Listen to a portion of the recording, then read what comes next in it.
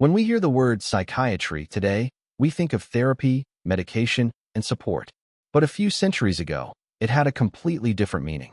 In the 16th century, if you suffered from depression, panic attacks, or simply behaved differently than most people, instead of help, you would face chains, dungeons, and public humiliation. At that time, it was believed that mental disorders were a manifestation of demonic possession. So such people were not treated, but punished. And the most frightening thing is that all this was considered official medicine. London, 16th century. There is a huge building in the city, St. Mary's Hospital in Bethlehem, which everyone called Bedlam for short. This word became synonymous with chaos and horror. Patients there were chained to the walls in dark basements. The air was heavy with moisture and dirt. The chains prevented them from moving, and people remained in darkness for years with no hope of change. But the most terrible thing was something else. Bedlam was turned into a kind of entertainment for the townspeople.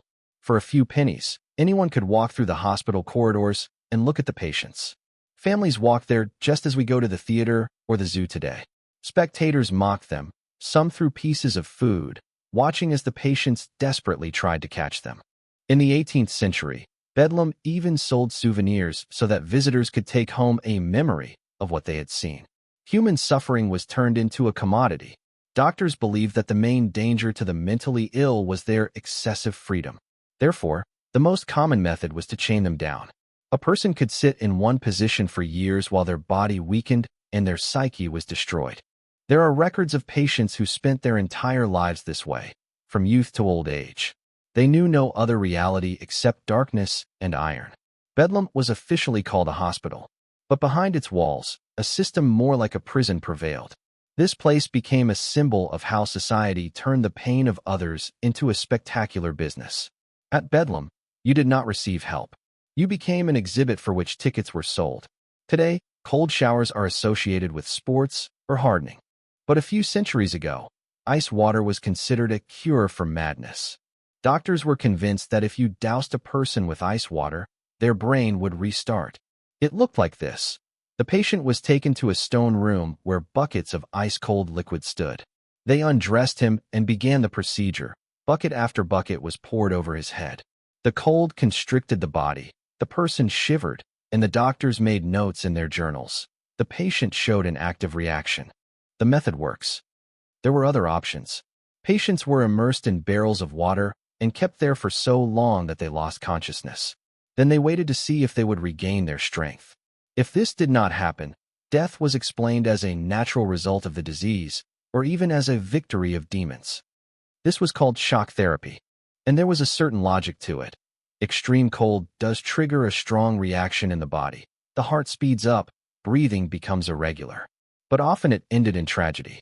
People with epilepsy or depression simply could not withstand such an experiment. Another frightening moment. The death of a patient was not always considered a mistake.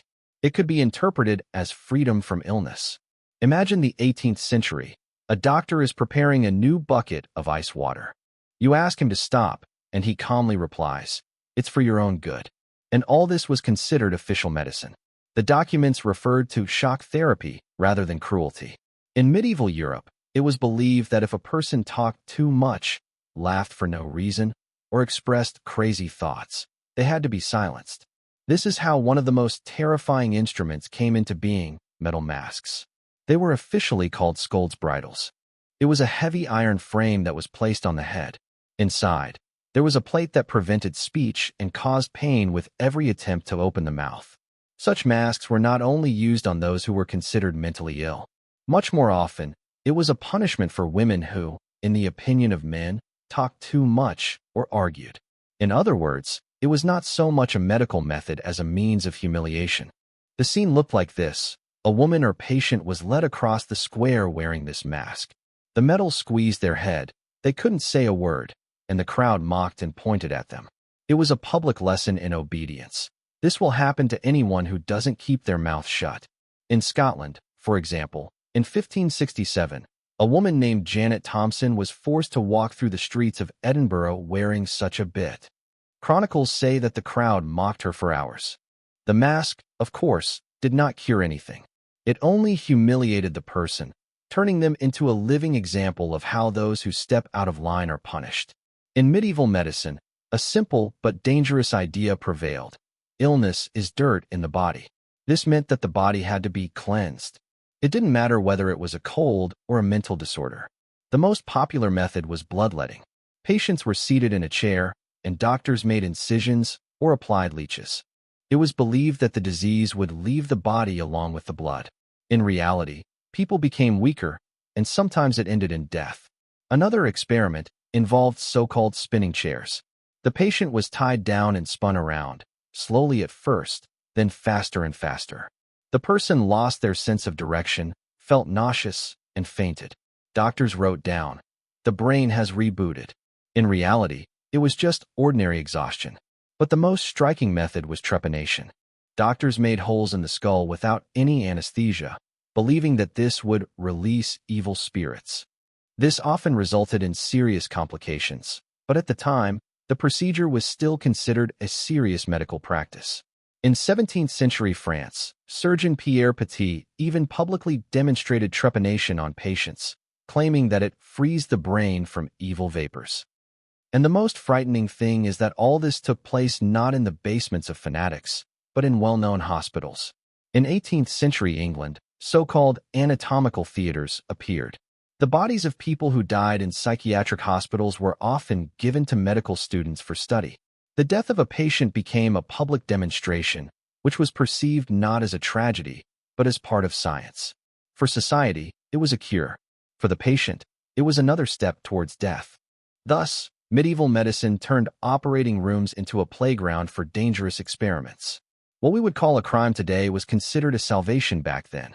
When cold water and bloodletting did not help, doctors resorted to even more radical methods, fire and iron. The logic seemed simple. If a demon was inside a person, it had to be burned out. One method was cauterization with red-hot metal. The patient was restrained, and the doctor cauterized the body. The scars remained for life and were considered proof that the treatment was working. Often, the procedure was repeated more than once. Another method was starvation. Some patients were kept almost without food for weeks, believing that an exhausted body frees the soul. People became so weak that any words or even delusions were interpreted as signs of demons. To create the effect of expelling evil spirits, loud noises were used. In hospitals, drums were beaten or chaotic noises were created. It was believed that this would scare away the demons. In reality, it was auditory terror that only increased fear and disorientation. Imagine a person exhausted by hunger, in chains, surrounded by the sound of drums. Doctors nod seriously. The method works. For the patient, this meant a complete loss of strength, and for society, it meant a seemingly successful treatment. The irony is that after such therapies, patients did indeed fall silent and lose their activity. But the reason was not a miraculous recovery, but the fact that the body simply did not have the strength to fight. Doctors could celebrate the expulsion of demons, but in reality, it was the expulsion of the person themselves from life.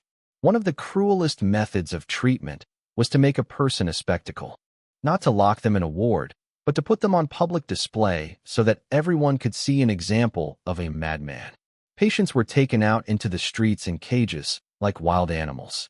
Passers-by stopped, mocked them, and some threw food at them. For the crowd, it was entertainment. For the patient, it was a complete loss of dignity. Sometimes such people were kept in special viewing houses. Visitors paid to look at the patients behind bars. They could be forced to perform humiliating tasks to entertain the crowd. It was a real zoo for people with mental disorders. There were even so-called walks. Patients were led through the streets in chains, and the crowd followed, laughing and humiliating them. Such scenes were not unique to England. In 18th century France, mental hospital patients were sometimes exhibited at fairs alongside animals. For the crowd, it was a show, and for the owners, it was profit. To society, it looked like an educational example. In reality, it was a theater of cruelty. People with mental illness became attractions, their pain sold as entertainment. It resembled the gladiatorial games of ancient Rome. Only instead of an arena and weapons, there were cages and chains. And perhaps it was even more terrifying because it was done under the guise of medicine. It would seem that the Middle Ages were over, and superstition had been replaced by an era of science and progress. But for people with mental disorders, this meant only new forms of suffering, now under the guise of medical experiments. One of the most popular methods was cold baths. Patients were immersed in huge wooden barrels and kept there for hours. Doctors believed that cold calmed the nervous system. In reality, people shivered to exhaustion and sometimes fainted. And yet, magazines wrote, the condition has improved. Another method was hose treatment. The patient was tied to a chair and doused with a strong jet of cold water. This was called hydrotherapy. In fact, it was a method of exhaustion that deprived a person of strength.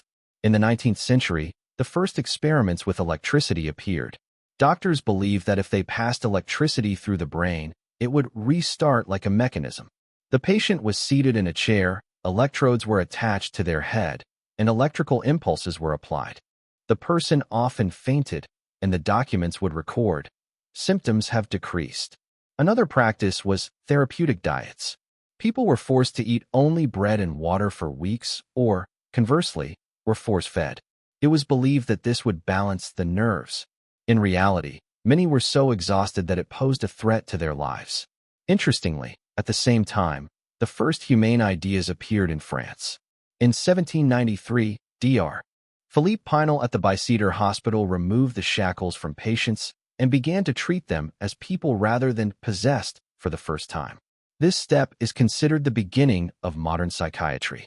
The irony is that all this took place not in basements or public squares, but in respectable clinics.